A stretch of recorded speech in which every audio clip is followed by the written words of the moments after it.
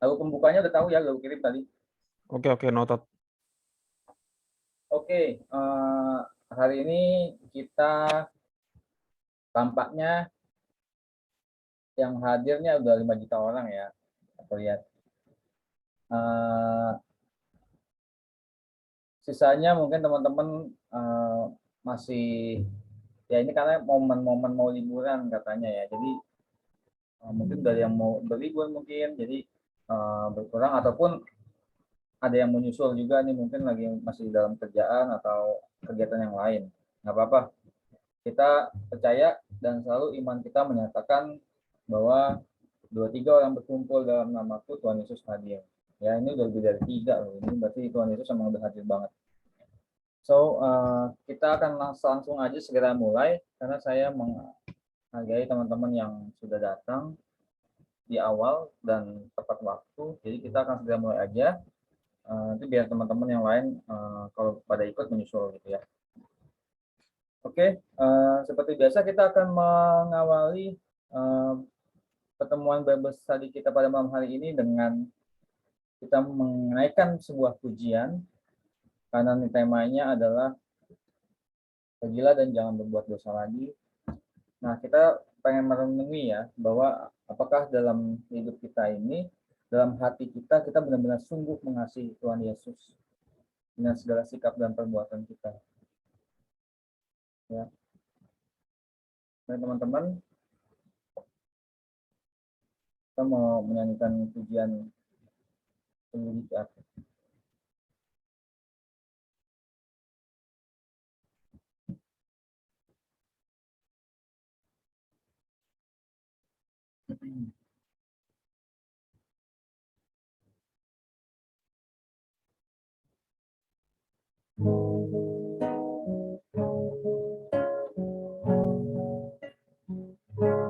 Selidiki aku, lihat hatiku, apakah ku sungguh mengasihi Yesus, Kau yang Maha Kasih dan menilai hidupku, tak ada yang tersembunyi bagimu. Tak kulihat kebaikanmu yang tak pernah habis di hidupku. Ku berjuang sampai akhirnya, terdapati aku tetap setia. Saya mau mengajak teman-teman untuk menyatakan sekali lagi dengan iman kita. Selidiki aku, lihat hatiku, apakah ku sungguh mengasihi Yesus, Kau yang Maha Tahu dan menilai hidupku, tak ada yang tersembunyi bagimu. Tak kulihat kebaikanmu yang tak pernah habis di hidupku. Ku berjuang sampai akhirnya, Kau dapati aku tetap setia. Dapati aku tetap setia. Kau dapati aku tetap setia.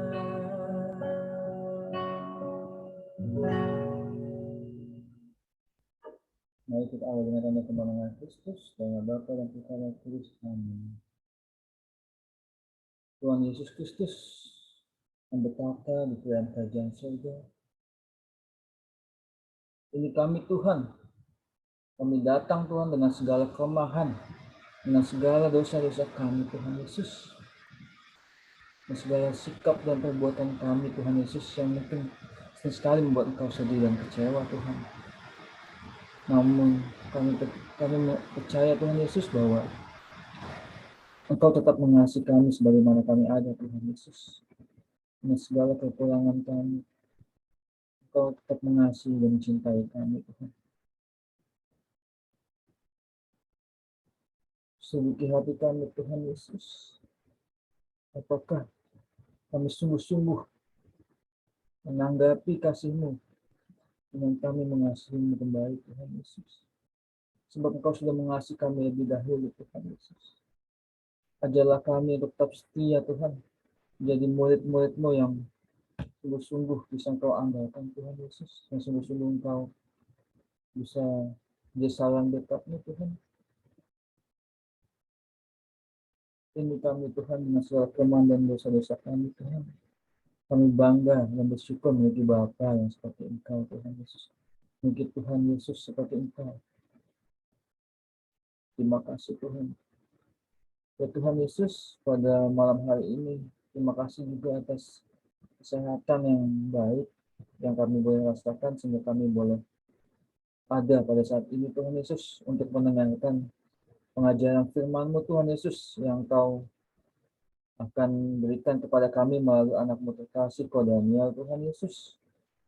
Berkatilah Kau Daniel Tuhan Yesus dalam menyampaikan setiap bait daripada pengajaran firman-Mu Tuhan Yesus, sehingga apa yang boleh keluar dari mulut bibir lidahnya Tuhan Yesus ialah hanya boleh berasal daripada Tuhan sendiri yang mau menyampaikan kepada kami Tuhan. Buka hati dan pikiran kami Tuhan Yesus untuk siap mendengarkan, untuk siap menerima sabda-Mu Tuhan Yesus, dan bisa terus merema dalam kehidupan kami Tuhan. Jadi bekal di dalam kehidupan kami Tuhan Yesus. Sebagai tonggak iman sejati Tuhan. Untuk sebagai perisai iman sejati. Untuk menangkal setiap tipu muslihat iblis Tuhan Yesus yang selalu membuat kami jatuh dan jatuh lagi ke dalam dosa.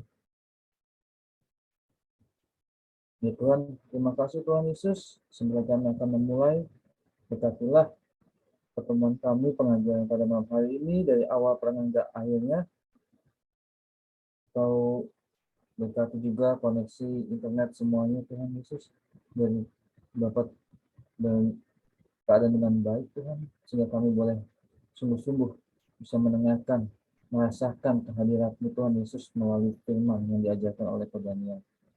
Tadi teman-teman kami Tuhan Yesus yang mungkin sedang dalam perjalanan ataupun melaksanakan aktivitas ataupun yang sedang mencerahkan liburannya Tuhan Yesus, Engkau selalu menyertai, melindungi dan menjaga mereka senantiasa di dalam naungan kasih dan cinta-Mu. Terima kasih Tuhan untuk segala kebaikan dan kemurahan hati-Mu. Kemuliaan pada Bapa dan Putra dan Roh Kudus seperti pada permulaan, sekarang, selalu dan sepanjang segala abad. Amin. Pujilah nama Tuhan Yesus, Bunda Maria dan Santo Yosef, sekarang dan selama-lamanya. Santa Maria Virgen doakanlah kami, Santa Pilung kami doakanlah kami. Amin. Karena Bapa dan Putra dan Roh Kudus. Amin. Baik, tanpa berlama-lama lagi langsung kita serahkan kepada kuncennya, kepada Ko Daniel. Silakan Ko. Halo, shalom Ren. Halo, Shalom. shalom teman-teman Soalnya semuanya. kecil amat kok. Apa suara Oh saya iya, kecilan ya? kedengeran nggak? Nah, ini dia nih. Nah, ya shalom semuanya. Selamat Shalom. malam. Ya, teman-teman, gimana kabarnya? Sehat? Habis Sehat. puji Belum sarjana Tuhan. COVID Oh, kok. belum sarjana COVID. Oh, Saya jangan sudah. jangan sampai. Oh iya. Saya baru aja Oh, ngasih baru ya. belum.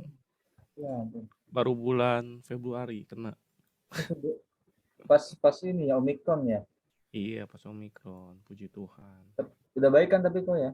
Udah dong, udah lama soalnya. Puji Tuhan. Haleluya. Iya, nyobain lah sekali-sekali rasanya COVID.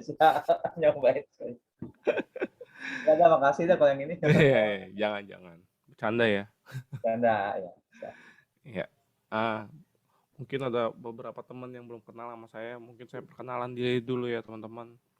Perkenalkan, nama gue Daniel Julius Wijaya. Boleh panggil Daniel, boleh panggil Mas, boleh panggil Koko.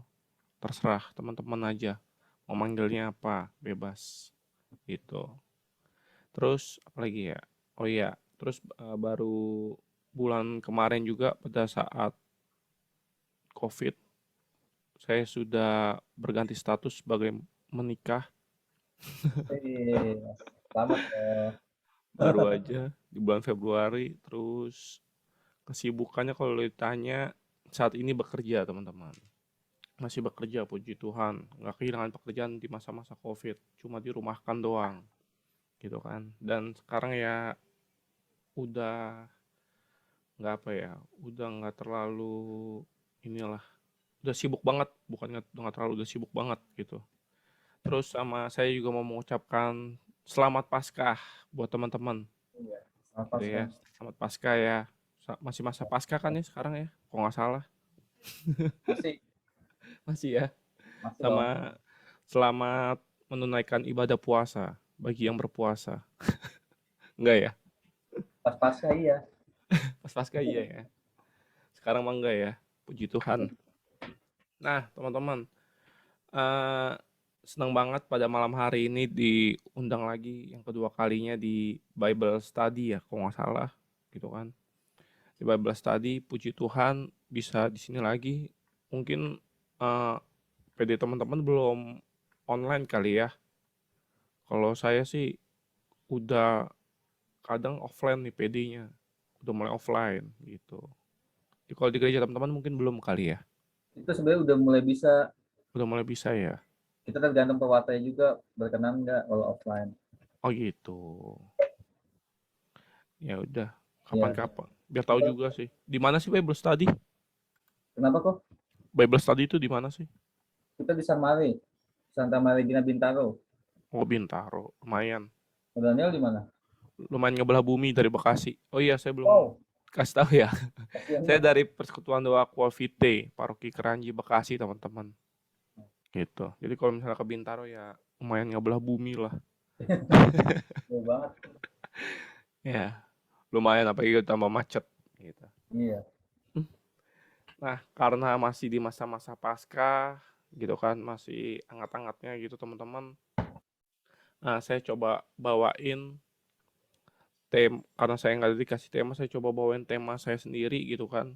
Yang kemarin saya coba bawa tema yang pergilah dan jangan berbuat dosa lagi gitu. Nah, teman-teman mungkin eh, udah nggak asing ya dengar dengar ini ya teman-teman. Buat apa namanya, tema ini mungkin teman-teman suka dengar, mungkin suka baca di Alkitab gitu kan. Sering, pasti saya yakin dan percayalah teman-teman sering baca Alkitab, jadi pasti sering dengar kata-kata ini. Benar nggak? Gitu. Nah, eh, sebelum gua masuk lebih dalam lagi gitu kan, gua mau ngomong dulu. Ya, betul. Nah, sebelum gua masuk ke tema gua mau disclaimer dulu gitu kan, bahwa gua ngomong seperti ini saat ini bukan berarti ini kedengaran kan ya? Beneran, beneran. Oh ya. Eh, bukan berarti saat ini eh, gua bukan seorang yang bersih dari dosa gitu kan. Masih berbuat dosa, masih berbuat dosa. Iya, masih berbuat dosa juga benar, tapi berjuang juga untuk melawan dosa-dosa yang ada saat ini gitu kan. Di dalam diri terutama.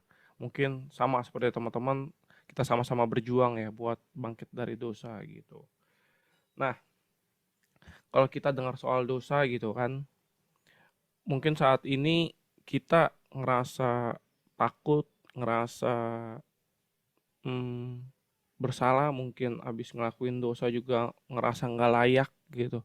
Atau mungkin kita ngerasa bahwa diri kita nggak pantas gitu kan buat dekat sama Tuhan mungkin saat ini. Nah, tapi eh, kita yakin dan percaya gitu kan bahwa pada saat masa Paskah kemarin Tuhan boleh mati buat kita dan bangkit buat kita gitu. Tuhan mau ngasih tahu bahwa kita tuh diselamatkan sama Tuhan Yesus seperti itu. Nah,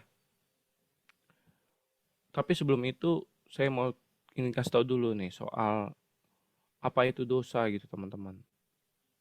Jadi menurut Santo Agustinus, kalau teman-teman tahu, dosa itu adalah perkataan, perbuatan, atau sebuah keinginan yang bertentangan dengan hukum yang abadi. Itu merupakan satu penghinaan terhadap Allah, yang membangkang terhadap Allah, dan ketidaktaatan yang berlawanan dengan ketaatan Kristus. Jadi gitu ya teman-teman ya. Jadi pada saat kita berbuat dosa, kita bertentangan dengan hukum abadi nih teman-teman. Kita juga membangkang, dibilangnya membangkang terhadap Allah. Kita nggak ngedengerin anggapannya. Kalau misalnya kita sebagai anak muda mungkin kita nggak ngedengerin orang tua kita gitu. Dikasih nasihat malah kita bandel gitu. Dikasih tahu malah ngelawan. Nah, mungkin salah satunya seperti itu. Dan mungkin juga teman-teman tahu dosa itu juga memisahkan diri kita dengan Allah ya teman-teman ya. Bukan Allah yang menjauhi kita, bukan Tuhan yang menjauhi diri kita, tapi Tuhan nggak menjauhi diri kita karena dosa kita, bukan karena diri kita. Tuhan sepenuhnya cinta sama kita, sayang sama kita, mengasihi kita, tapi karena dosa kita, Tuhan membenci apa yang ada dalam diri kita, itu dosa kita. Tapi Tuhan tetap sayang sama kita ya teman-teman, makanya dia beri pengampunan buat kita gitu. Nah, buat hal tersebut kita mungkin nggak akan lengkap kalau misalnya kita nggak buka Alkitab kita di Yohanes 8 ya teman-teman. Mungkin di kanan kiri teman-teman udah siapin handphone, udah siapin Alkitab, boleh dibuka Alkitabnya.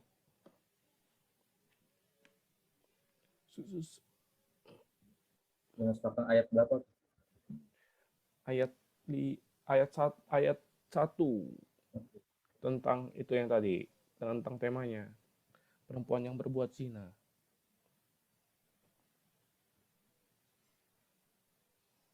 Ada yang mau bantu bacain?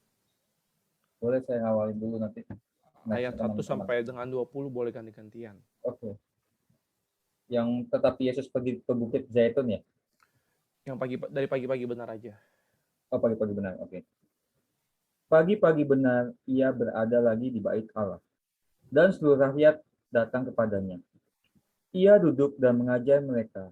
Maka ahli-ahli Taurat dan orang-orang Farisi membawa kepadanya seorang perempuan yang kedapatan berbuat zina. Mereka menempatkan perempuan itu di tengah-tengah, lalu berkata kepada Yesus, "Rabi, perempuan ini tertangkap basah ketika ia sedang berbuat zina. Musa dalam hukum Taurat memerintahkan kita untuk melempari perempuan-perempuan yang demikian. Apakah pendapatmu tentang hal itu?" Mereka mengatakan hal itu untuk mencobai dia, supaya mereka memperoleh sesuatu untuk menyalahkannya. Tetapi Yesus membungkuk lalu menulis dengan jarinya di tanah. Dan ketika mereka terus-menerus bertanya kepadanya, ia pun bangkit berdiri lalu berkata kepada mereka, "Barang siapa di antara kamu tidak berdosa, hendaklah ia yang pertama melemparkan batu kepada perempuan itu." Lalu ia membungkuk pula dan menulis di tanah. Tetapi setelah mereka mendengar perkataan itu, pergilah mereka seorang demi seorang, mulai dari yang tertua. Akhirnya tinggallah Yesus seorang diri dengan perempuan itu yang tetap di tempatnya. Lalu Yesus bangkit berdiri dan berkata kepadanya, "Hai perempuan, di manakah mereka? Tidak adakah seorang yang menghukum engkau?" Jawabnya, "Tidak ada Tuhan." Lalu kata Yesus, "Aku pun tidak menghukum engkau. Pergilah dan jangan berbuat dosa lagi mulai dari sekarang." Demikianlah Injil Tuhan. Demikianlah Injil Tuhan. Thank you ya, Rep. Ya, sama-sama kok. Nah, teman-teman, pada saat baca ayat ini gitu kan, gue jadi teringat satu orang. Mungkin lagi viral, sempat viral maksudnya, kemarin-kemarin ini. Mungkin teman-teman juga pernah nonton. Tahu Indra Kents? Oh, tahu. Si Nah, Bitcoin lagi apa? Binomo. Nonton konferensi persnya? Ada yang nonton? Yang mana Coba. ya? Saya nggak ngikutin banget sih. Oh, nggak ngikutin ya? Saya waktu itu nonton tuh press conference-nya soal si Indra Kents. Teman-teman tahu apa yang terjadi? sama kayak perempuan yang berbuat zina ini, teman-teman. Dihujat sama wartawan. Rasanya gimana? Malu banget kan, gitu. Nah, coba kita posisiin diri ya gitu kan. Sama seperti si perempuan berbuat zina ini gitu. Kita dibawa ke tengah-tengah orang, kita ketahuan melakukan dosa yang mungkin eh, secara tidak langsung atau nggak langsung merugikan orang lain gitu kan. Terus dibawa ke tengah-tengah, apa rasanya teman-teman kira-kira? Rasanya kayak mau mati aja ya. Saya pas ngeliat Indra Kents itu waktu di berita kemarin pas press conference, saya ngerasanya kalau misalnya saya jadi Indra Kents sih rasanya sih kayak pengen mati aja mendingan. Nggak Malu. usah, iya malu banget soalnya kan, karena gue udah sombong segala macem, totonya gue merugikan orang lain, yang mungkin ada yang nggak dirugiin tapi ikut-ikutan, dan ada yang memang dirugikan gitu kan, dan ikutan juga gitu. Nah, jadi intinya gini teman-teman, pada saat eh, kita mungkin kita saat ini beradanya di posisi perempuan berbuat zina dulu nih, si perempuannya ini dulu gitu kan. Pada saat kita berbuat dosa gitu kan, mungkin awalnya kenapa kita mau ngelakuin dosa? Mungkin karena enak gitu kan, karena nikmat gitu. Kalau yang nggak nikmat itu doa, makanya anak-anak muda terutama itu jarang ngelakuin, bener nggak? Karena nikmat makanya dosa, kalau nggak nikmat namanya doa, gitu katanya. Makanya lebih banyak ngelakuin dosa dibandingin banyak berdoa gitu. Betul tuh. Jadi jadi untuk melawan dosa yaitu doa ya teman-teman, gitu. Nah, si perempuan ini pasti lagi enak segala macem, terus ketahuan gitu kan, kayak ke gap gitu, kayak anggapannya cowok lagi nonton video porno gitu kan, terus ke gap sama bokap nyokapnya gitu, rasanya malu banget tuh pasti. Terus diomel-omelin gitu kan. Nah, jadi si perempuan berbuat zina ini, eh, saya juga bisa bilang dia termasuk orang yang beruntung teman-teman. Kenapa? Karena dia diseret sama si pemuka-pemuka agama ini, sama tetua-tetua Yahudi ini, ke Tuhan Yesus gitu. Dia dibawa ke Tuhan Yesus dan tidak dihakimi gitu teman-teman. Mungkin kita di posisi itu saat ini. Pada saat kita ketemu Tuhan Yesus, mungkin perempuan itu ngerasanya nggak layak, mungkin ngerasanya nggak pantas buat ketemu Tuhan Yesus gitu kan. Dia malu, dia mungkin nggak mau ngeliat muka Tuhan Yesus, mungkin sama seperti kita saat ini yang nggak mau ngeliat muka Tuhan Yesus gitu. Tapi kita perlu bersyukur, mungkin karena beberapa kejadian gitu kan, kita secara tidak langsung diseret gitu, dihadapkan ke Tuhan Yesus, entah dalam kondisi mungkin ekonomi, entah mungkin kesehatan, atau mungkin apapun itu secara tidak langsung, mungkin kita dibawa ke hadapan Tuhan gitu teman-teman. Semoga ya. Nah terus uh, yang kedua adalah uh, orang-orang Yahudi ini gitu kan, kita bisa mungkin posisi kita di saat ini mungkin orang-orang Yahudi ini gitu, yang secara tidak langsung mungkin kita ngejudge teman-teman kita, kita gosipin teman-teman kita tentang kesalahannya, tentang dosa-dosanya gitu kan. Mungkin kita ngomongin dia, padahal kita masih berdosa nih sama seperti orang itu mungkin, tapi kita ngomongin dia, kita jelek-jelekin dia, kita ngomongin dia tentang kejelekannya gitu teman-teman. Nah, ada satu hal di sini yang menarik gitu, bahwa pada saat perempuan ini diseret sama orang-orang tersebut gitu, Tuhan Yesus itu kan dibilangnya sedang menulis di tanah ya, menulis menulis sesuatu di tanah ya. Nah, itu saya baca buku tafsirnya itu, Tuhan Yesus menulis di tanah itu dikatakan bahwa itu kayak Tuhan Yesus tuh nggak peduli dengan omongan-omongan orang itu, gitu.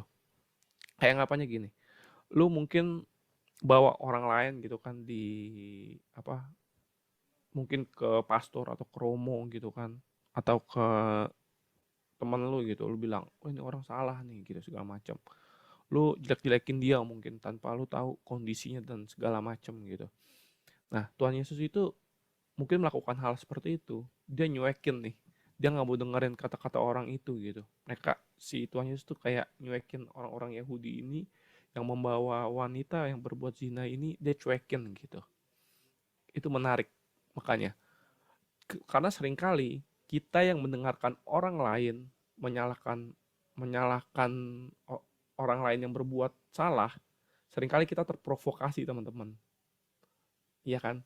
Seringkali kayak misalnya kita gosip atau apa kita dengerin orang lain, seringkali kita terprovokasi gitu. Karena omongan-omongan orang itu. Karena eh, kemanusiaan kita tuh kadang mendengarkan mayoritas gitu. Kadang kalau kita udah dengerin mayoritas, anggapannya itu adalah sesuatu yang benar gitu kan.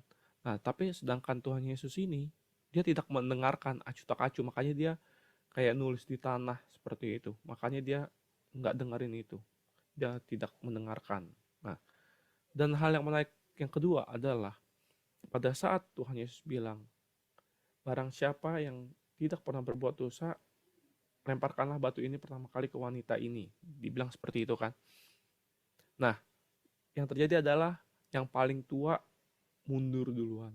Sama kayak kita ya. Yang paling, kalau kita udah tua, udah makin berumur, apalagi kita udah sakit-sakitan gitu kan.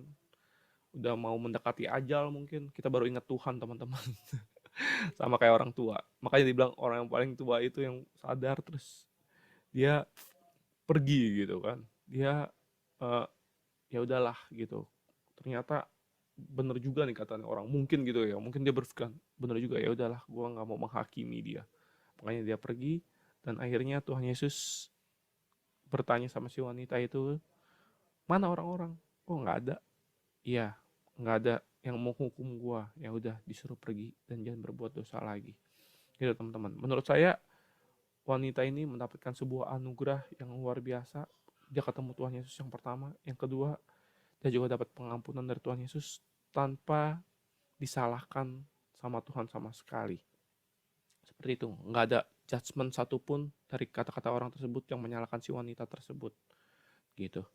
Nah, terus apa yang mesti kita lakukan saat ini buat kita lepas nih dari dosa-dosa kita gitu kan. Untuk kita tuh bisa bangkit lagi gitu di dalam diri kita, dalam dosa-dosa kita. Nah, ini maaf, saya coba kutip dari Lukas 15 ya teman-teman. Boleh buka Alkitabnya. Saat ini kita coba buka Alkitab gitu kan. Itu tentang perumpamaan tentang anak yang hilang. Itu di ayat 11 sampai dengan 32. Tapi nggak panjang. Ini nggak perlu dibacain. Ini saya aja gitu. Nah, terus apa sih yang mesti kita lakukan kalau kita tahu nih bahwa kita udah berdosa gitu kan. Yang pertama teman-teman, itu ada di Lukas 15 ayat 17. Sadar gitu. Kita harus sadar dulu nih teman-teman bahwa kita itu berdosa, kita itu bersalah teman-teman. Dikatakan seperti ini di ayat 15 ayat 17. Lalu ia menyadari keadaannya, katanya, betapa banyaknya orang upahan Bapakku yang berlimpah-limpah makanannya, tetapi aku di sini mati kelaparan. Nah, lihat teman-teman, di sini yang tadinya mungkin dia merasa hidupnya baik-baik saja. Kalau teman-teman baca ya kisah anak yang hilang ini, dia merasa hidupnya baik-baik saja, dia merasa hidupnya fine-fine aja. Tapi pada saat ada sesuatu gitu kan, yang kondisi yang harus menyeret dia, baru orang ini sadar. Dan kebanyakan dari kita ada sesuatu dulu nih, gitu kan? Ada sesuatu yang salah dalam kehidupan kita, entah itu tadi sakit, entah itu tadi dalam keuangan, entah apapun itu, baru kita sadar gitu kan. Kita berbuat dosa gitu. Mungkin sama seperti perempuan yang berbuat zina tadi. Kalau dia tidak diseret sama orang-orang Yahudi, mungkin perempuan itu nggak sadar teman-teman bahwa perbuatan yang dilakukan itu salah gitu. Nah, makanya yang pertama kali yang harus kita lakukan adalah menyadari bahwa kita berdosa, teman-teman. Sadar gitu. Itu poin yang pertama. Terus yang poin yang kedua itu menyesali perbuatan kita gitu. Menyesali perbuatan dosa yang sudah kita lakukan. Itu kita bisa baca di Lukas 15 ayat 18 sampai dengan 19. Dikatakan seperti ini, aku akan bangkit dan pergi kepada bapakku dan berkata kepadanya, Bapa, aku telah berdosa terhadap surga dan terhadap Bapa, aku tidak layak lagi disebutkan anak Bapa. Jadikanlah aku sebagai salah seorang upahan Bapa. Nah, di sini kita bisa lihat bahwa dalam posisi anak yang hilang, pada saat kita menyadari dan kita menyesali dosa-dosa kita, rasanya kita nggak layak ya teman-teman buat ketemu dengan Tuhan. Rasanya kita juga nggak layak buat kita diterima nih di sama Tuhan Yesus gitu kan. Bahwa kita nggak layak. Kita tahu Tuhan sayang sama kita, tapi kita sering kali kita nggak layak teman-teman di sini.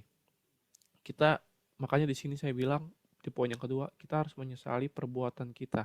Pada saat kita sadar kita harus menyesali segala perbuatan yang sudah kita lakukan gitu. Nah, pada saat kita sudah menyadari dan kita sudah menyesali dosa kita, itu belum cukup teman-teman. Ada poin yang ketiga. Nah, ini merupakan sakramen yang mungkin kita terima pada saat sebelum Paskah, yaitu pengakuan dosa teman-teman. Mengakui dosa kita di hadapan imam dan di hadapan Allah seperti itu. Nah, ini kita bisa lihat di Lukas 15 ayat yang ke-20.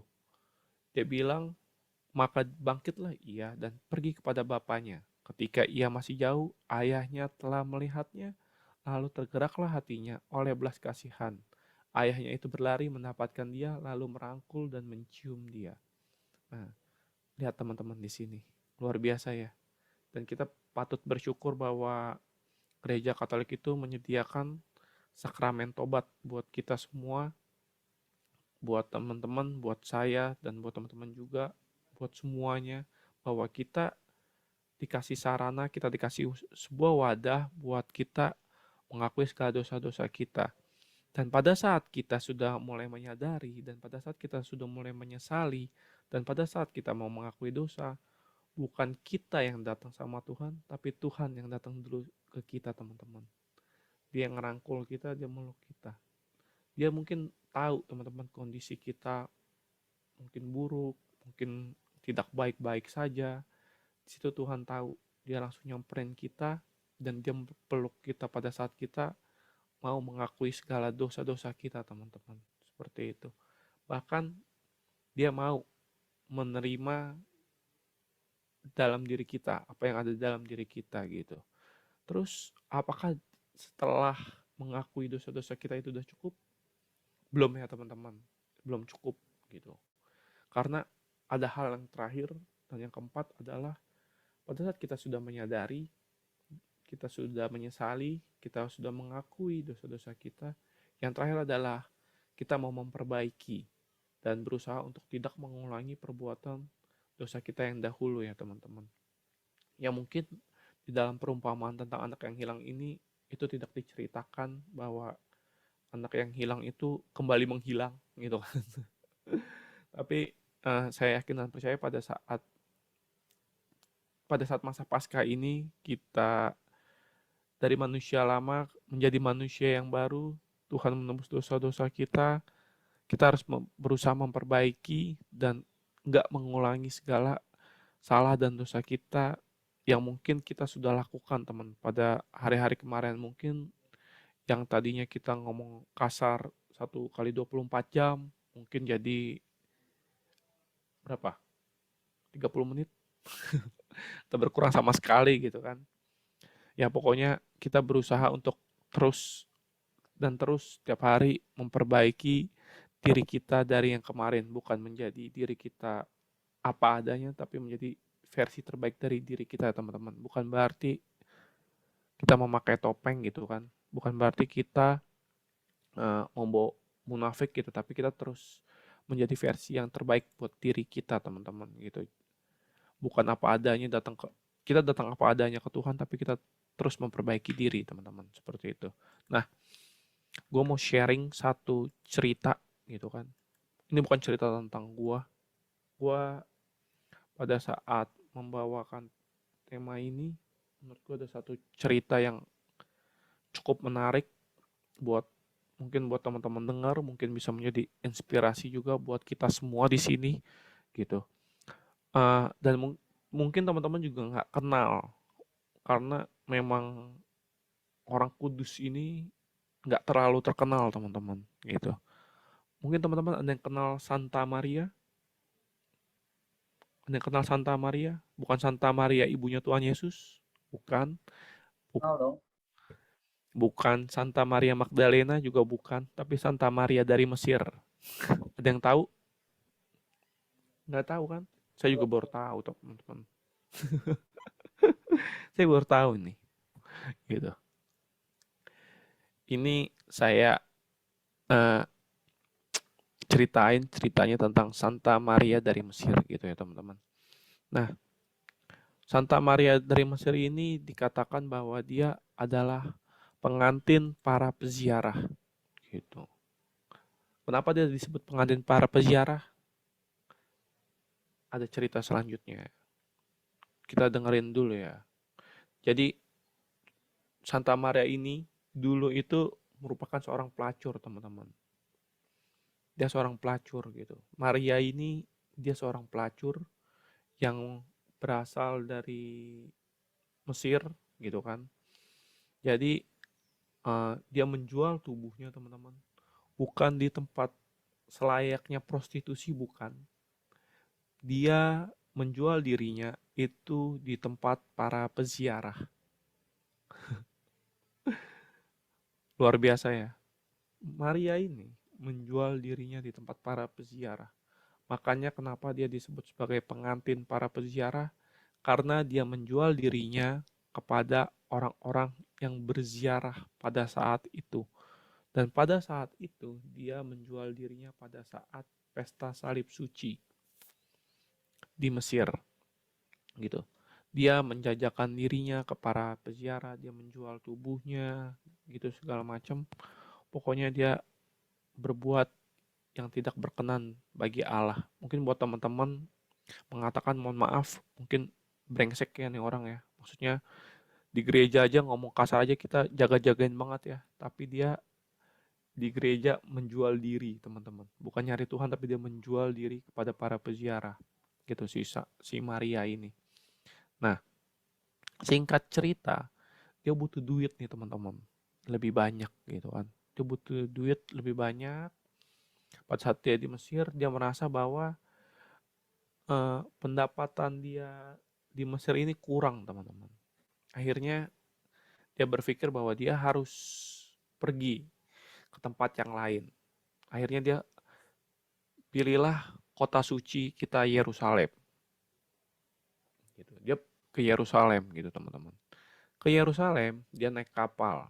Naik kapal pun dia tidak dengan uang tapi dia jual badannya teman-teman untuk dia bisa naik ke kapal tersebut dan sampailah dia di Yerusalem gitu.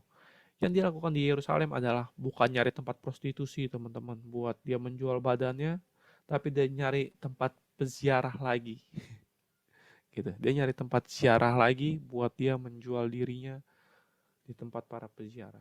Tapi ada satu hal yang menarik pada saat dia menjual dirinya teman-teman gitu.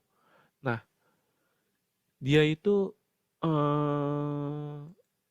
apa namanya menjual dirinya di tempat peziarah, tapi di Yerusalem ini ada satu hal yang aneh gitu, bahwa dia nggak laku teman-teman. Gitu. Menurut teman-teman wajar nggak sih, maksudnya di tempat ziarah gitu kan, lu jual diri, orang-orang nyari Tuhan, bukan nyari dosa gitu kan, anggapannya pengen lebih dekat sama Tuhan, anggapannya wajar aja ya. Jadi orang tuh eh, ya lu jual diri bukan di tempat yang semestinya gitu. Tapi ya makanya lu nggak laku gitu kan. Nah di situ dia ngerasa aneh itu. Tadinya kan dia di luar nih, di luar tempat ziarahnya. Dia coba tuh teman-teman, dia coba masuk ke dalam. Dia masuk ke dalam gerejanya gitu kan. Pada saat dia masuk gerejanya gitu, dia tuh ngelihat patung Bunda Maria gitu. Dia ngeliat patung Bunda Maria, bukan kayak Santo Santa ya, yang kayak bisa dengerin dan segala macam, tapi dia ngerasa gitu, ngerasa bahwa Bunda Maria tuh ngelihat dia tuh kesian gitu, ngelihat dia tuh kesian banget. Kok si lu kok mau gitu, lu kok begini gitu kan, apa lu mau menjual diri lu kepada orang-orang ini tempat suci kayak gini gitu kan, padahal tuh lu tuh berharga gitu kan, kenapa lu mau gitu. Nah, dia tuh udah merasa seperti itu, terus dia merasakan bahwa Bunda Maria tuh mengatakan pada dia buat menyeberangi sungai Yordan gitu kan. Terus dibilang dia akan menemukan tempat istirahat yang mulia di sana. Pada saat dia mendengar pesan Bunda Maria yang seperti itu, teman-teman, dia menangis gitu kan. Terus dia sadar, dia menyesal atas dosa-dosanya, terus dia mengakui dosanya, teman-teman, di situ. Ya singkat cerita, dibilangnya dia bertobat lah gitu kan. Dia bertobat. Tapi pertobatan dia ini saya bilang sih sungguh luar biasa gitu. Kenapa? Karena pada saat dia mendengar pesan itu, dia langsung nyebrang sungai Yordan gitu, teman-teman. Dia nyebrangin sungai Yordan, dia tinggal di biaranya Santo Yohanes Pembaptis gitu kan. Di sana dia terima sakramen pengampunan, terus dia menjalani silih gitu kan.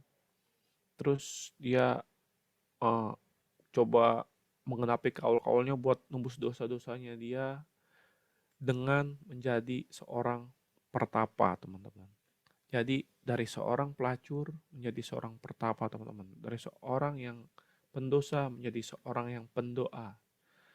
Di sana dia beberapa tahun uh, melakukan pertapaan gitu kan di sebelah sisi timur kalau nggak salah Sungai Yordan itu selama 50 tahun gitu kan, teman-teman. Di sana dia hidup dalam hening dan doa. Dia juga cuma makan roti yang tak beragi dan segala macamnya. Dia menjadi seorang pertapa. Di sana dia ketemu Santo Sopirus gitu kan. Dia bertemu dengan Santo Sopirus di sana. Pada saat dia bertemu, mungkin teman-teman juga nggak tahu ya Santo Sopirus itu siapa ya, gitu kan. Ini santo dari Palestina gitu. Dan dia ketemu si Maria ini gitu kan, dalam keadaan telanjang, dalam keadaan kurus karena dia cuma makan roti, cuma makan daun-daunan, makanya tubuhnya kurus gitu kan, sampai nggak punya baju. Akhirnya dikasih baju tuh sama si Santo Sopirus ini. Dia melihat di matanya Maria ini bahwa uh, Maria ini penuh dengan kekudusan, penuh dengan kesucian gitu kan. Dia lihat di sini bahwa uh, di balik matanya Santa Maria ini ada Tuhan gitu. Ada Tuhan di baliknya gitu. Ada di dalam matanya tuh terlihat ada Tuhan Yesus gitu di dalam dirinya dia saat itu gitu. Entah berapa lama kemudian akhirnya dia meninggal, teman-teman. Dan habis itu gereja Katolik mengangkat dia sebagai seorang santa, teman-teman. Gitu. Dan yang menariknya lagi gitu. Menariknya lagi, Santa Maria dari Mesir ini dia diangkat sama gereja Katolik sebagai santa pelindung orang-orang berdosa, teman-teman, yang bertobat. Merinding ya. Dari seorang yang berdosa menjadi seorang pendoa yang abadi. Pada saat di padang gurun dia menyesali dosa-dosanya, dia menyesali kesalahan-kesalahannya 180 derajat. Dia lakuin itu buat Tuhan, teman-teman. Dan dia diangkat sebagai seorang santa. Dia menjadi pendoa buat kita semua saat ini gitu.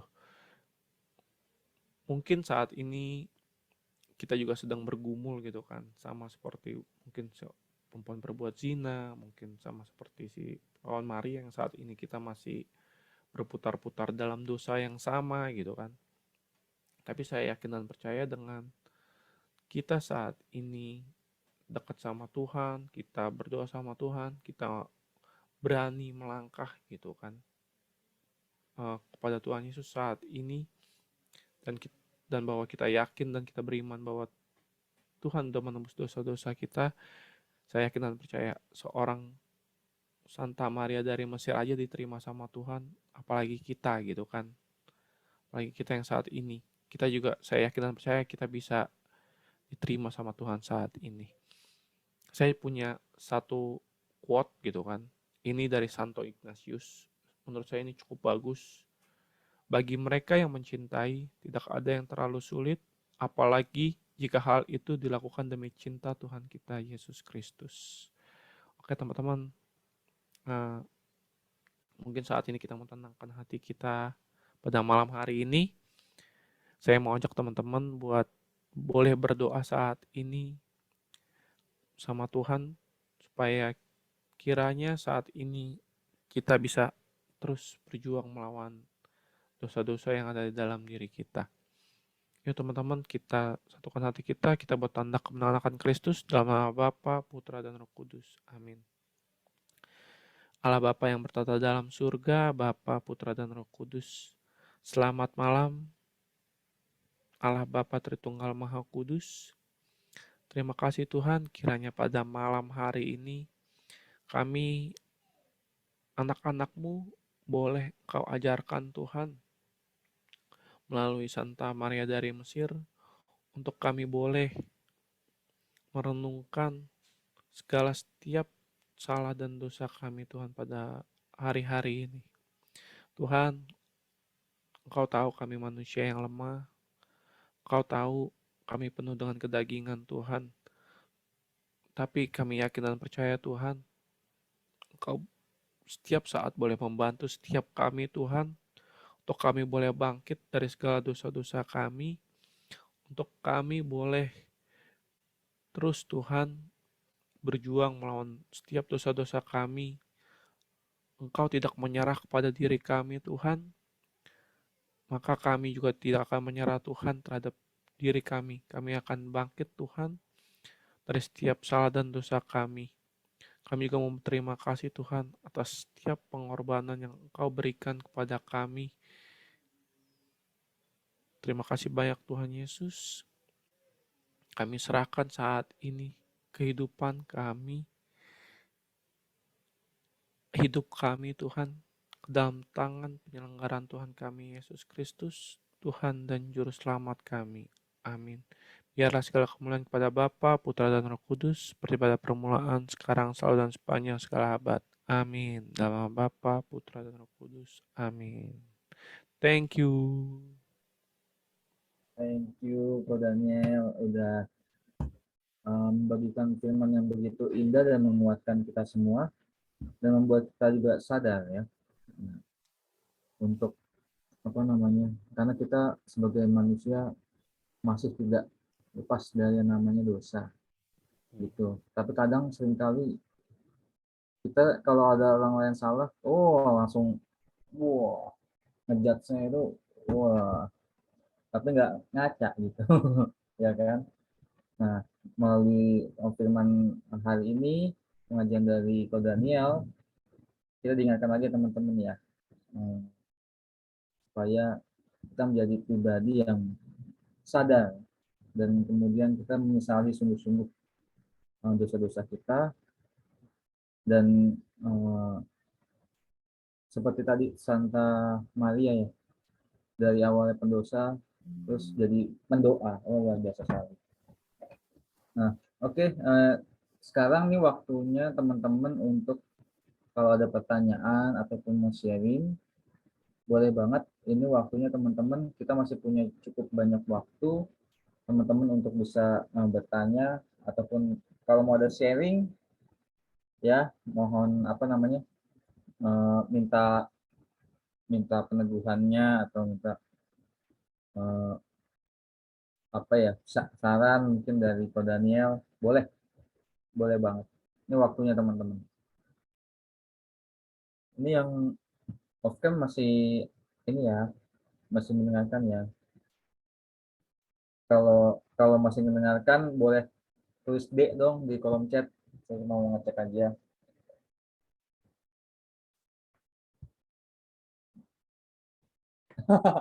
D, D, D. Dengerin kan?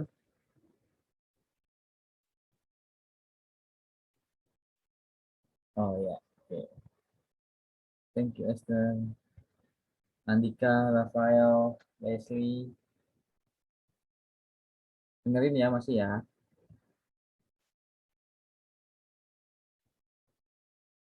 Tuh, Rafael mau hilang dia. Main games kayaknya. Oke, teman-teman, langsung aja kalau ada yang mau tanya ataupun sharing atau teman-teman mau apa menangkap menangkap apa pelajaran hari ini gitu malam hari ini. Itu juga boleh dibagikan teman-teman. Silakan.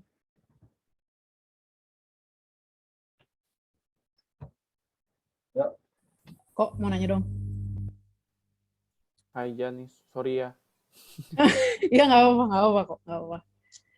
Gini kok kalau misalnya ya, kenapa Duh, pengakuan dosa? kok hilang? Oh, ada. Apanya hilang? Enggak. Tadi aku tukar tempat ternyata Pak Danielnya.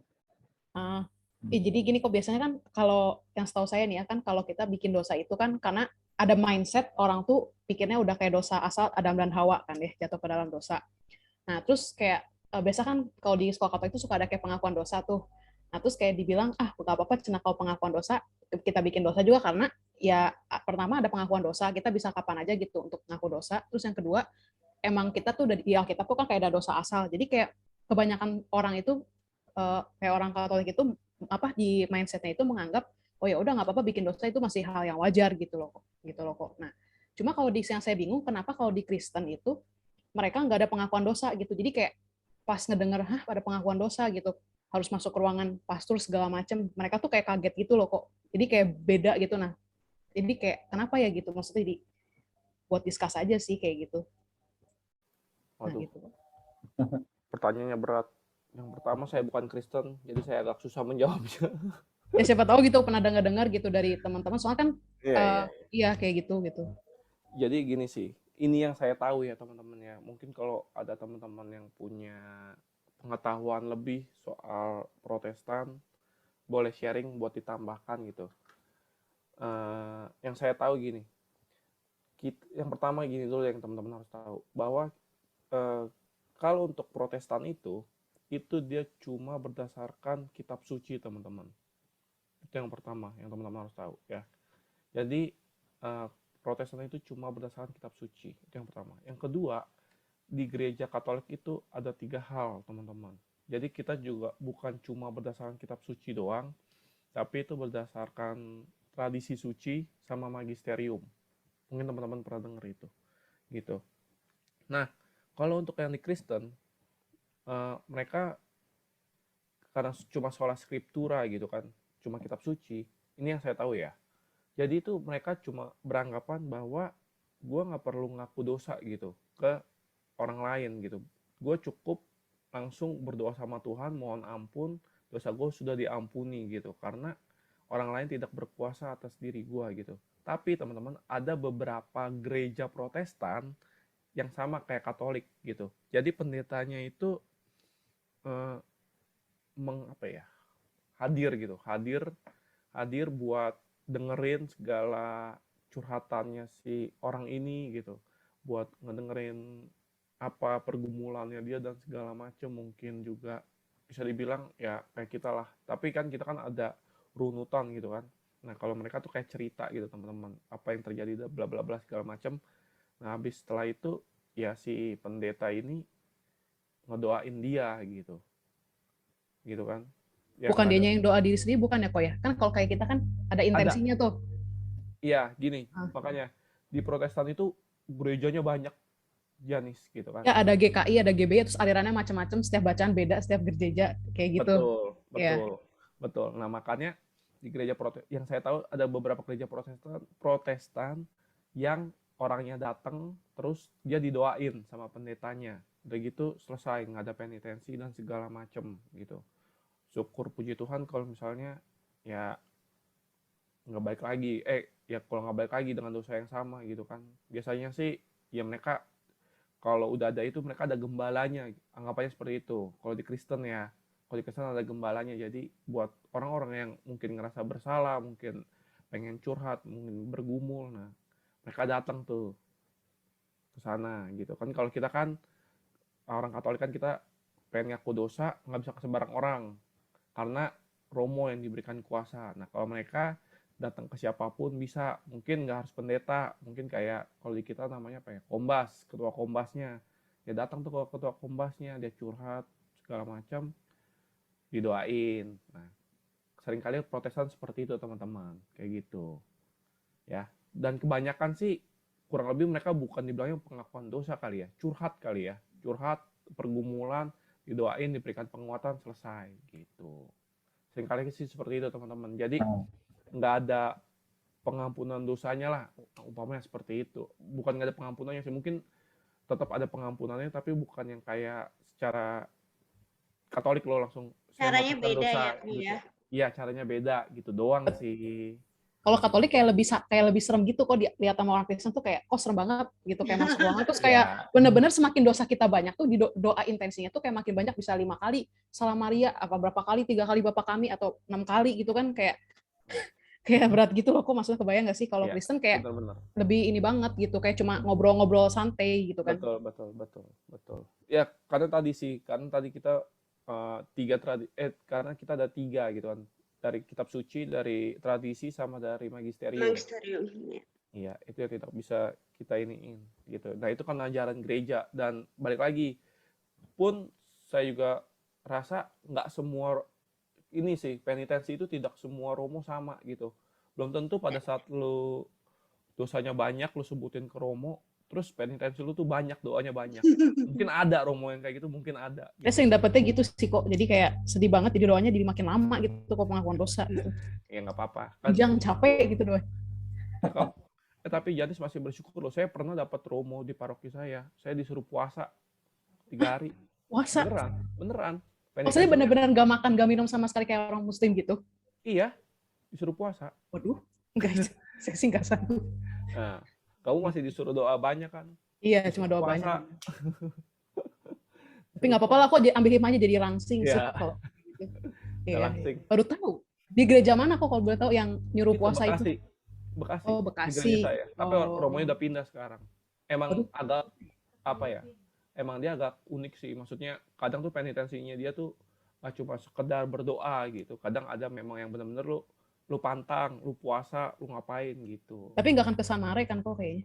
Dia pindah. Nggak akan apa? Nggak ke Sanmare kan tapi? Samare.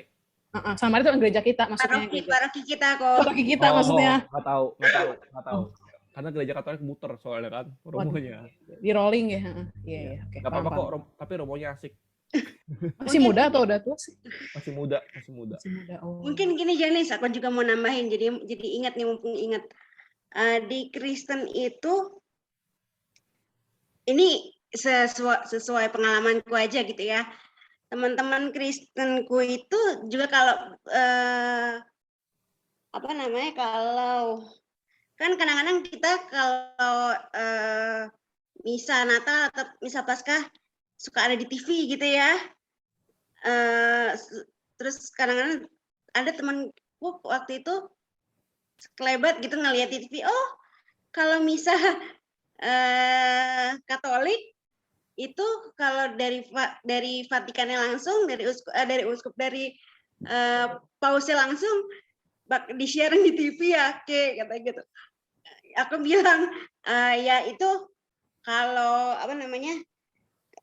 nggak sebetulnya itu caranya aja untuk lebih untuk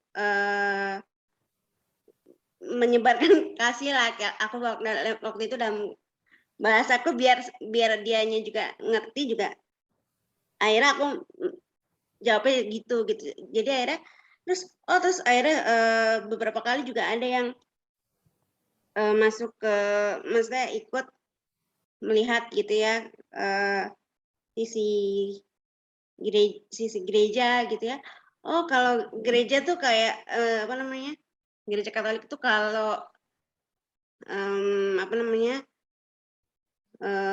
Kamis Putih, Jumat Agung, Sabtu Suci itu warna liturginya beda-beda ya, keren ya gitu. Kayak gitu aja sih contohnya Janis. Jadi Kristen itu justru mungkin kalau menurut aku ya Ko Daniel dan teman-teman gitu, mereka terkagum-kagum luar biasa gitu sama gereja Katolik, gitu sih Jenis, gitu Ko Daniel menurutku. Oke, Kak. Oke. Thank you ya, Jani, Stella, Daniel. Mungkin mau nambahin sedikit berdasarkan pengalamanku juga ya. Pernah sebelum Bible Study Sang Mare ini ada, ya kan? Saya kan pernah ikut Bible Study-nya teman-teman Kristen. Jadi di sana saya belajar sampai 1 tahun sama mereka, gitu. Nah, bagian pengakuan dosa ini itu pun diajarkan sama mereka. Nah, tadi yang seperti kalau Daniel bilang tuh benar banget. Jadi emang nggak pakai romo gitu. Mungkin bisa ke pendeta tapi nggak harus ke pendeta juga. Jadi kalau mau cari mereka kan tadi benar yang kata Daniel bilang, mereka berdasarkan kitab suci. Ya, jadi berdasarkan kitab suci. Nah, teman-teman boleh buka di Yakobus 5 ayat 16. Jadi aku bacain aja. Jadi karena itu hendaklah kamu saling mengaku dosamu dan saling mendoakan supaya kamu sembuh. Dua orang yang benar bila dengan didoakan, dua orang yang benar bila dengan yakin didoakan sangat besar kuasanya. Jadi aku tuh waktu itu pada saat aku mengaku dosa, diajarkan mereka itu cukup sesama aja nih. Kita saling mengaku dosa dengan sesama kita.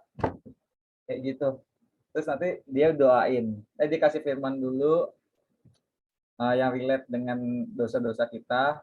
Habis itu kita didoain. Kayak gitu. Jadi apa namanya? Itu yang aku sendiri berdasarkan pengalamanku langsung. Oh, seperti itu ya Kristen. Nah, kita bersyukur Katolik itu tadi kita punya 3 itu dan kita juga benar-benar terstrukturisasi sekali ya. Mereka tuh selalu kagum dengan hierarkisnya Katolik. Iya. Sampai sakramen sendiri tuh kita lengkap banget. Sakramen pertobatan itu benar-benar. Mereka terkagum-kagum gitu dengan Katolik. Ya, seperti itulah tadi yang Kayla juga bilang. Iya, betul. Itu tambahan aja ya. Oke, bagus pertanyaannya. Ada lagi teman-teman yang mau bertanya? Sama ini nih, sorry gue juga baru inget nih. Iya, apa? Janis juga tadi kan. Mungkin buat teman-teman di luar sana, Katolik itu pada saat pengakuan dosa mengerikan kan rasanya. Tapi menurut saya lebih mengerikan ngaku dosa di orang Kristen. Tahu nggak kenapa? Bener tadi katanya Remi itu, saya baru ingat tuh. Pada saat dia sebutin yang Yakobus. Orang benar gitu. Ingat, pengakuan dosa di Katolik, Romo itu udah disumpah nggak boleh ngomongin dosa kita, nggak boleh bawa itu keluar. Ya. Di Protestan, lu mungkin di sana bukannya ngomongin orang lain ya, bisa kejadian pada saat lu cerita dosa lu ke orang lain. Nah, pertanyaannya orang itu bisa dipercaya atau enggak di komunitas? Belum tentu bisa loh. Iya, benar. Gitu. Kalau Romo udah bisa dipercaya, dia nggak bakal bawa keluar itu. Sekalipun lu di paroki lu ngaku dosa sama Romo kepala lu, sama Romo lu di paroki, itu dia nggak bakal bawa dosa lu, nggak bakal ngungkit-ngungkit kesalahan lu. Kalau di Protestan lu cerita sama orang lain, bisa jadi bukan pasti ya, bisa jadi omongan yang pertama, bisa jadi dia ngegosipin lu juga di depan orang lain. Bisa jadi seperti itu. Gitu teman-teman. Kira-kira lebih menyeramkan itu sebenarnya dibandingin kita. Kita secret kita, rahasia kita terjaga gitu sama Romo. Coba orang lain, belum tentu. Gitu. Even tuh Romo deket banget akrab sama kita ya. Iya. Kayaknya kita malah ini ya, malah menghindar ya. Kayak misalnya mau mengaku dosa sama Romo paroki sendiri. Yang dia udah kenal banget kita gitu. Kan kita suka kadang gitu kan. Karena Pak, gue pribadi kayak gitu dulu. Tapi belakangan kemarin gue udah mulai tersadarkan kalau gue berpikir kayak gitu, terus kasihan juga ya Romo, sedangkan Romo tuh ternyata tuh dia pengen juga loh anak-anak OMK-nya dia tuh pengen, maksudnya curhat sama dia, pengakuan dosa lewat dia. Dan terbukti gue pada saat itu serandom-randomnya akhirnya masuk ke Romo paroki juga. Ya udah nggak apa-apa. Terus bener-bener excited banget Romo pas ngeliat, wah lu Rem gini-gini. Gue bukan malah dikasih penitensi, malah dia kasih tahu, malah ngomongin soal jodoh segala macam lah. Emang maksudnya saking ininya gitu. Makanya kita bersyukur banget ya, Romo, kita ngaku dosa lewat Romo, dan siapapun Romonya itu perantara dari Tuhan. Dan baru ingat tuh tadi yang kalau Daniel bilang, dijaga banget karena Romo sendiri udah disumpah. Iya. Sekalipun dia tuh dekat banget sama kita, dia nggak akan, gue yakin Iya. kita nggak akan nyebarin doanya. Nah, oke. Gue jadi pengen tanya juga nih kok, apa namanya, ngomong-ngomong soal dosa gitu ya. Cuma mau tanya sih gini, kadang di dalam apa namanya, kita berbuat dosa itu kan, kita dituntut sebenarnya ya kamu segera bertobat gitu. Banyaklah kalau kita baca, bertobatlah sebab kerajaan sudah dekat, kerajaan Allah sudah dekat. Terus yang tadi juga, jangan berbuat dosa lagi, pergilah dan jangan berbuat dosa lagi. Jadi kita selalu diingatkan dengan pertobatan itu kan, dengan pertobatan atau U-turn istilahnya, kita berbekallah kepada Tuhan, untuk jalan Tuhan. Nah, maksudnya, tapi kan maksudnya, bersyukur banget kalau kita tuh dikasih hikmat untuk bisa berbalik, kita berbalik bertobat sama Tuhan. Tapi ternyata di dalam realitanya nggak semua manusia tuh punya hikmat dan kesadaran itu. Tadi yang kalau Daniel juga bilang ke kita, sadarilah, tapi nggak semuanya orang tuh sadar sampai titik akhir kehidupannya dia, ya kan, sampai titik akhir kehidupannya eh, itu bagaimana ya kalau misalnya dia tuh eh, tidak menyesali dosanya dia sampai dia itu akhirnya ya in the end of this world gitu kan, dia berakhir dari dunia ini gimana gitu. Nah, gini, kalau dari gua, karena gua bukan Tuhan, jadi gua tidak tahu. Tapi yang pasti satu hal teman-teman, itu balik lagi sih ke kasih karunia Tuhan. Dan balik lagi di ajaran gereja Katolik itu, mungkin kita tahu mungkin ada keluarga kita, mungkin ada dari teman-teman, mungkin gini, kita nggak usah ngomong orang yang tidak bertobat lah ya. Kita ngomong mungkin ada dari keluarga kita yang mungkin belum Katolik atau apa, terus kita masukin nih ke intensi doa kita. Nah, ini kita imani dan percaya di umat Katolik bahwa ya dengan doa-doa kita, dengan intensi kita yang kita bawa ke gereja, terus kita doain dia terus-menerus, ya kita yakin dan percaya bahwa Tuhan tuh bakal nolong dia gitu, bakal menolong jiwanya gitu. Karena ya tadi, balik lagi kan, ke kasih karunia Tuhan teman-teman gitu. Karena ya bisa dibilang Tuhan itu benar-benar Tuhan yang murah hati gitu. Kalau teman-teman perhatiin kemarin pada saat dibacaan dia mati di kayu salib, lihat deh orang di sebelahnya, itu penjahat, udah mau mati, bertobat tuh teman-teman, anggapannya cuma membalikkan telapak tangan doang, semudah itu diampunin sama Tuhan Yesus dan dia masuk ke surga teman-teman. Makanya saya bilang itu balik lagi sih ke kasih karunia Tuhan. Jadi sekalipun lu mungkin gak bertobat di akhir hayat hidup lu, kita nggak ada yang tahu, kita nggak bisa ngejudge bahwa dia pasti masuk neraka gitu kan. Bisa jadi dia masuk ke surga karena apa? Karena tadi doa-doa yang kita bawain buat orang ini gitu.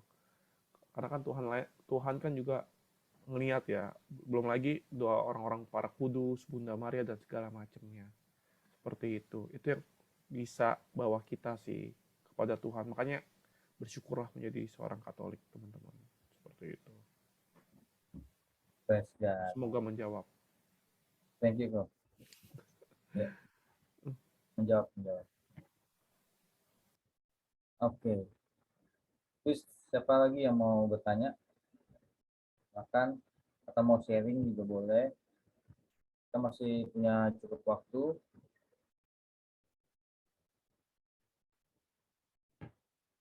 Silakan, Jeffrey, Andika, Leslie mungkin.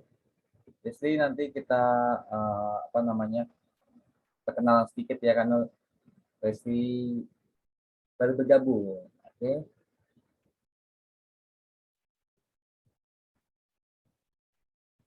Oke, ada lagi teman-teman? Kalau nggak ada, baik kalau begitu Oh iya, nggak apa-apa.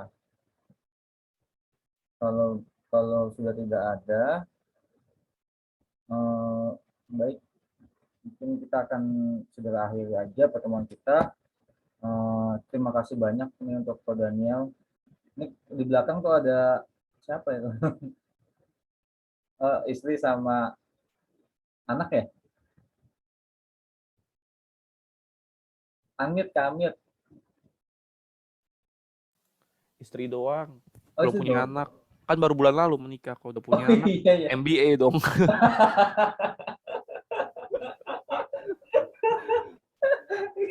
Enggak, gue kira anaknya siapa gitu. Soalnya tuh kayak ada anak kecil tadi kayaknya sepintas. Enggak, Enggak ya? istri doang, istri doang. Oh istri doang. Ah, ya ampun. Berarti gue salah lihat. Iya. Ya mungkin tuh tanda-tanda kok nanti mau kalau punya anak Amin, tuh. amin, amin, amin. Oke. Eh, Oke, sekali lagi makasih banyak nih Ko Daniel. Mudah-mudahan nanti di undangan yang ketiga udah offline ya kok ya. Kayak kita bisa. Tapi nggak tahu nih, jauh kan dari Bekasi membelah bumi. Iya. Nggak bisa, Mbak. Kayaknya pernah ada juga tuh yang dari Bekasi kalau nggak salah fans. Kalau Koko Ko Franz, Daniel tahu. iya, tahu. Bekasi dia ya. Iya, itu guru saya. Nah, dia tuh pernah datang, dia udah 2 kali juga tuh. Pas sebelum pandemi sih, jadi bisa datang sebelum pandemi. Ya, mungkin nanti di lain kesempatan pas kita undang lagi bisa offline ya. Makasih. Siap, Oke, siap, siap. Oke teman-teman, kalau gitu terima kasih banget untuk kehadirannya. Kita mau, ini ada teman baru, kita mau perkenalan dulu ya. Eh, Boleh perkenalan sedikit ya Leslie, nggak apa-apa kalau misalnya nggak bisa on cam, mungkin bisa perkenalan ke teman-teman yang lain. Nah, ini juga ada Andika nih, ini boleh perkenalan juga nih teman-teman kita yang baru bergabung. Terima kasih banget udah berkenan bergabung. Boleh dibuka sedikit apa namanya audionya? Kan mau. Nah, oke. Leslie boleh, halo, boleh perkenalan nama dari wilayah lingkungan apa? Terus sekarang tuh Leslie apa kegiatannya? Itu aja. Halo semuanya, aku Leslie dari lingkungan Tan Mararo, wilayah 5. Terus untuk kesibukannya saat ini sih lagi nyusun skripsi sih sama tugas akhir. Gitu. Oh, lagi di sini. Semangat ya. Ya, Makasih. yuk, semoga bisa segera selesai skripsinya dan bisa sidang ya. Sidang Ya, dan amin, amin. wisuda dengan hasil yang memuaskan. Amin, makasih. Makasih banget ya sudah bergabung Leslie. Ada yang ini karena cowoknya terbatas. Biasanya kalau ada yang lain tuh iseng-iseng saya suka tanya statusnya katanya. Tapi ini kayaknya Jeffrey juga kayaknya udah ada yang punya, apalagi kalau Daniel gitu kan. Kayaknya kita tidak usah tanya ya statusnya. Oke, terima kasih sekali lagi buat Leslie selamat bergabung. Oke, selanjutnya kita mau beralih ke Andika.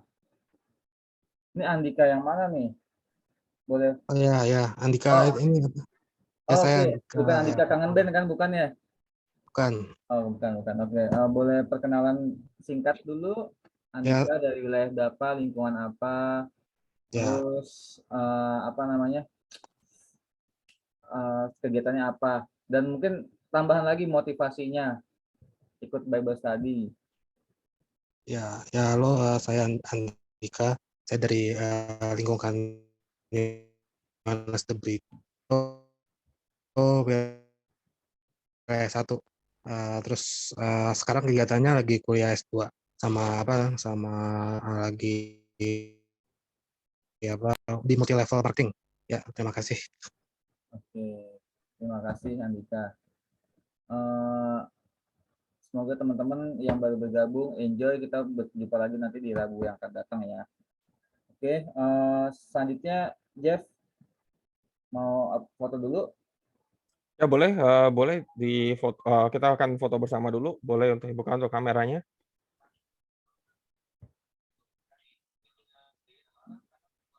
Oke. Kompresi ada tuh. Iya cuma double ya, apa lagi ada acara di rumah ya? Ini lagi latihan keroncong. Oh ya, Kan? Nih lihat tuh pada latihan tuh ada Tante Mice segala tuh. Pasti. kamera masih ketutupan. Nah, oh iya, ada. Tuh pada latihan keroncong. Halo Om, Oke. semangat latihannya. Halo. Tuh. Dari Bubble Study. OMK. Oke. Untuk Leslie bisa dibuka kameranya? Katanya camnya tadi rusak dia. Oke, noted. Laptop lagi error, Kak. Oke, noted, nggak apa-apa. Kita langsung ambil aja 2 kali. 1, 2, 3. Oke. Kita ambil lagi. Ya, bebas mungkin. Kita ambil lagi. 1, 2, 3. Oke. Sekali lagi. 1, 2, 3. Oke, thank you. Annyeong. Oke, terima kasih teman-teman. Nah, mungkin ada sebelum kita tutup, ada yang mau didoakan. Tadi saya udah terima teman doa dari Kayla. Terima kasih Kayla. Ada lagi yang mau didoakan? Oh, Leslie juga tadi ya, buat skripsi kita doain juga ya. Andika mungkin mau didoakan juga, Andika. Sudah lulus atau masih sidang skripsi? Aku tadi agak nggak nyimak tadi ya. Siapa Jeff? Leslie. Iya. Iya. Skripsi kali. Masih nyusun. Oh, masih Iya, nyusun. Masih Iya. banyak revisian. Leslie masih kuliah. Oh, Iya. masih tadi katanya udah lulus sidang katanya. Oh bukan, maksudnya apa sih, lagi semester akhir, lagi nyusun skripsi. Iya. Oke. Masih nyusun, Jeff. Tadi omongan gue itu pas mau sidang itu maksudnya lancar sampai sidang gitu, Jeff. Oke, notot. Kirain udah lulus. Oke, Tadi salah ya. Berarti wish-nya ya Maklum. itu buat ini. Ya, semoga lancar aja lah sidangnya. Kasih, Kak. Oke, senang banget nih teman-teman. Sekali lagi terima kasih untuk kebersamaannya malam hari ini. Ada pengumuman sedikit nih, Jeffrey. Iya. Kalau untuk pengumumannya sih ya seperti biasa, kalau untuk teman-teman ya diingatkan kembali untuk gereja mengimbau kita kembali lagi misa di gereja. Jadi tolong untuk daftar seperti biasa di Via Bella Rasa, dan nanti hari hanya mohon dipersiapkan untuk Peduli Lindungi. Dan juga untuk teman-teman yang mau sekiranya ada misalnya ada bisnis gitu, atau misalnya lagi nyari pekerjaan, atau misalnya Anda tempat kantor gitu butuh karyawan gitu. Nah, itu bisa mendaftarkannya di lapak kita, dan juga bisa mencarinya di lapak kita juga. Nah, thank you. Untuk sementara itu, apa ada kegiatan-kegiatan lain yang mungkin bisa buat pengumuman? Saat ini belum ada ya? Mini bazar, Jeff. Ya sama itu. Selain itulah, belum ada ya? Nggak ada sih, baru sampai mini bazar aja. Oke. Oke. Terima kasih ya, Jeff, untuk pengumumannya. Sama-sama, thank you. Kita akan berjumpa lagi di tanggal 11 Mei. Jadi kita minggu depan tuh libur ya teman-teman ya. Jangan lupa ya, nanti Rabu join Zoom nggak ada yang confirm, baper lagi takutnya gitu. Padahal emang nggak ada ya kan. Jadi kita ketemu lagi di 11 Mei. Kemungkinan ya teman-teman ya, kalau memang Tuhan berkehendak, terus habis Lebaran kondisinya tetap kondusif, kita akan offline ya teman-teman. Ya akhirnya gitu kan, 2 tahun setelah 2 tahun kita bisa back to church ya, church. Nah, terima kasih ya kabar sukacita. Nanti kita tetap akan menyediakan juga yang online, jadi semacam kita mau siapkan hybrid ya teman-teman. Jadi yang offline bisa, yang mau online juga bisa. Oke, itu aja teman-teman, dan jangan lupa tadi kata Ko Daniel juga tetap berdoa ya, dan baca kitab suci juga teman-teman. Nggak cuma setiap Rabu malam aja kita baca kitab suci, tapi misalkan setiap hari ya teman-teman. gitu. Saya pun sendiri lagi berlatih buat ikut misa setiap hari, misa harian juga. Jadi bisa baca kitab suci, dengerin di situ, khotbah juga dari Romo langsung. Ya, lagi belajar teman-teman. Ya, sama masih berdosa juga kita belajar buat menangkis dosa itu. Oke, kalau gitu terima kasih. Kita akan segera tutup saja. Dan kita akan kembali lagi mengangkat sebuah pujian. Saya mau mengajak teman-teman di sini kita untuk meninggalkan manusia lama kita mau diubahkan menjadi manusia yang baru. Sama seperti lagu ini, seperti yang kau ingin. Boleh slide-nya, Jeff?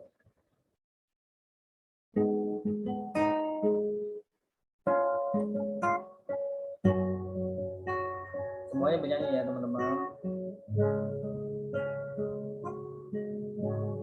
Bukan dengan barang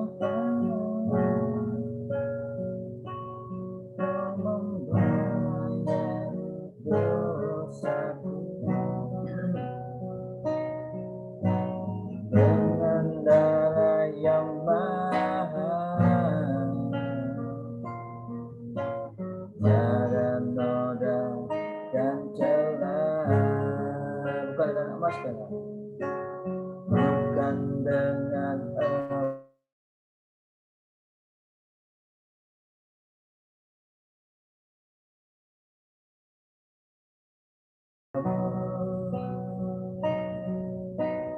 oleh segenap kasih dan pengorbananmu, ku telah mati dan tinggalkan cara hidupku yang lama.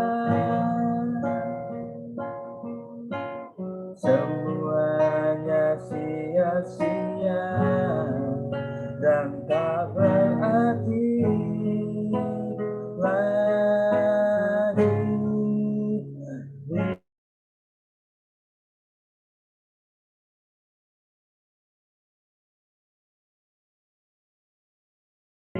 Pada mezbahmu ya Tuhan, jadilah padaku seperti yang kau ingini. Sekali lagi teman-teman, kita mau mengangkat dan menyanyikan pujian ini dengan lebih dalam lagi. Bukan dengan barang fana kau membayar dosaku, dengan darah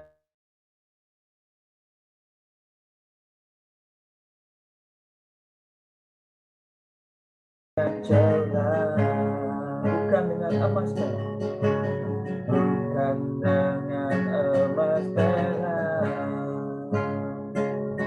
kau menebus diriku oleh segenap kasih dan pengorbananmu, ku telah mati dan tinggalkan cara hidupku yang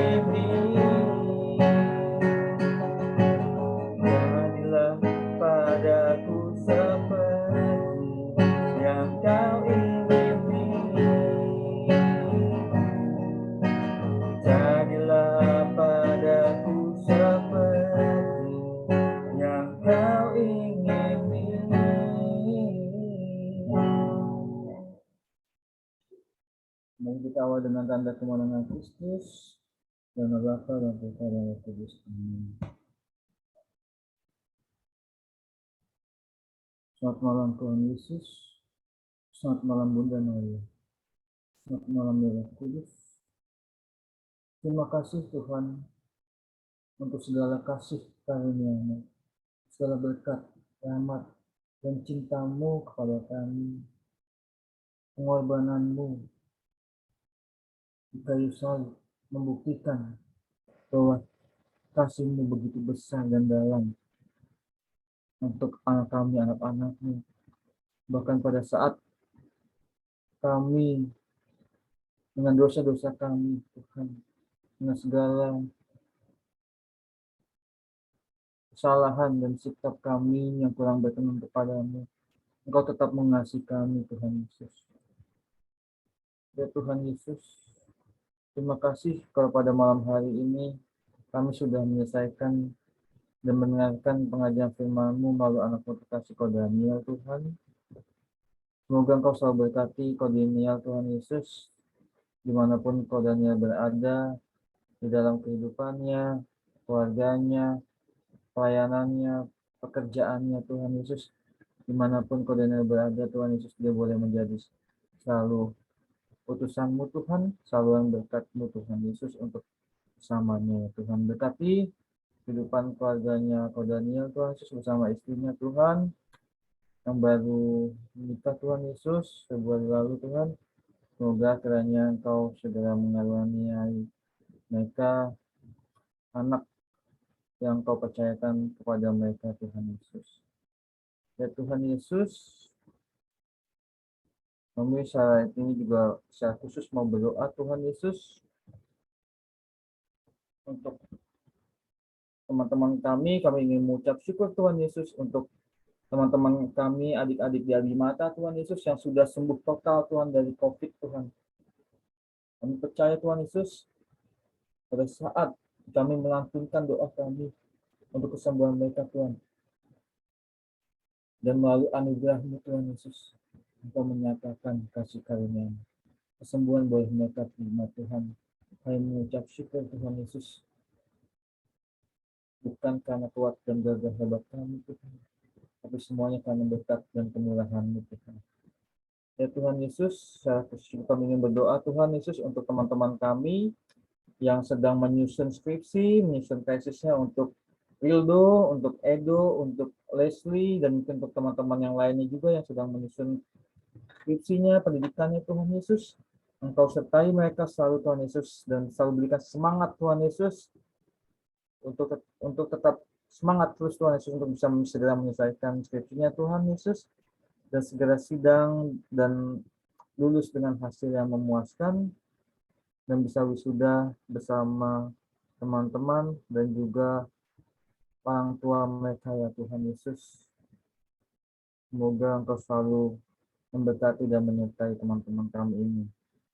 Ya Tuhan Yesus, kami juga ingin berdoa dan bersyukur, Tuhan Yesus, bahwa kami sudah bisa kembali lagi ke gereja, Tuhan Yesus, dan ini adalah buah penantian yang begitu berharga, Tuhan. Pada saat pandemi kami semua harus berada di rumah, namun Engkau mewujud nyatakan, Tuhan Yesus. Dan kami percaya, Tuhan Yesus, Engkau memulihkan bangsa kami, Tuhan.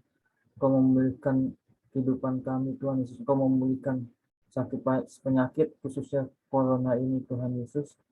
Dan kami berharap selalu, Tuhan Yesus, semoga wabah virus corona ini, Tuhan Yesus, sungguh bisa mereda sampai akhirnya bisa berjalan sungguh-sungguh normal, dan kami tidak perlu was-was dan takut, ya Tuhan Yesus.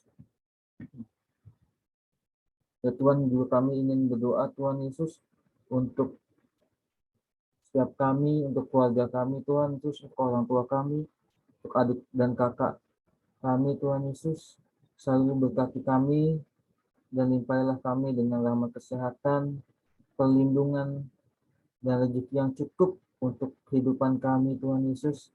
Dan bantulah kami, Tuhan Yesus, di dalam mewujud nyatakan target-target dalam hidup kami, Tuhan Yesus.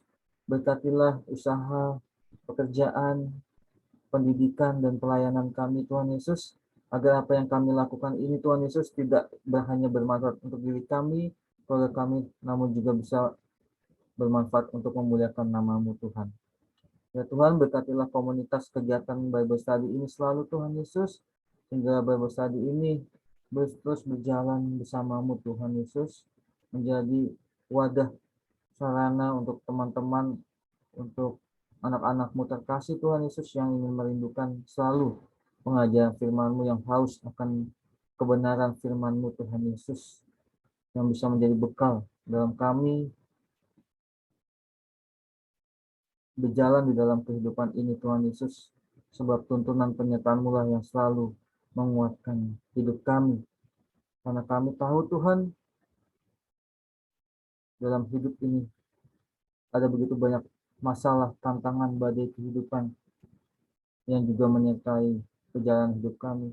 Namun kami percaya bersama-Mu, Tuhan Yesus, kami mampu dan sanggup melewati dan menghadapinya, Tuhan. Terima kasih, Tuhan Yesus. Terima kasih untuk malam hari yang indah ini Engkau menyertai kami. Sebentar lagi kami akan segera beristirahat malam hari ini, Tuhan Yesus. Mungkin ada yang melakukan aktivitas. Semoga Engkau selalu menyertai kami malam hari ini. Dan dalam istirahat kami bisa tidur dengan nyenyak, dengan mimpi yang indah, dan besok bisa bangun kembali dengan energi yang baru, energi yang segar, dan semangat yang baru untuk bisa menggapai wujud impian dan harapan cita-cita kami, Tuhan. Terima kasih untuk segala berkat dan kemurahan hati-Mu. Inilah doa kami, Tuhan Yesus. Kami panjatkan dan kami satukan, Tuhan Yesus, bersama-Mu, Tuhan. Sebab Engkau adalah Allah yang hidup, berkuasa sepanjang dan segala masa. Amin. Santa Maria Regina, doakanlah kami. Santa penuh kami, doakanlah kami. Amin. Dengan Bapa dan Putra dan Kudus. Amin. Oke. Thank you banget ya teman-teman ya. Loh, ini kok ini udah hilang ya? Udah Daniel ya? Oh iya, Nggak apa-apa. Oke, teman-teman yang pengurus boleh nanti tinggal sedikit sebentar ya Oke. sampaikan.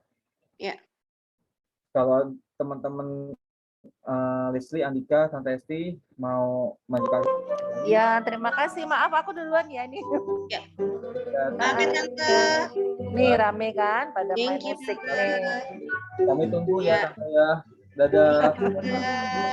Semangat. Oke, dah.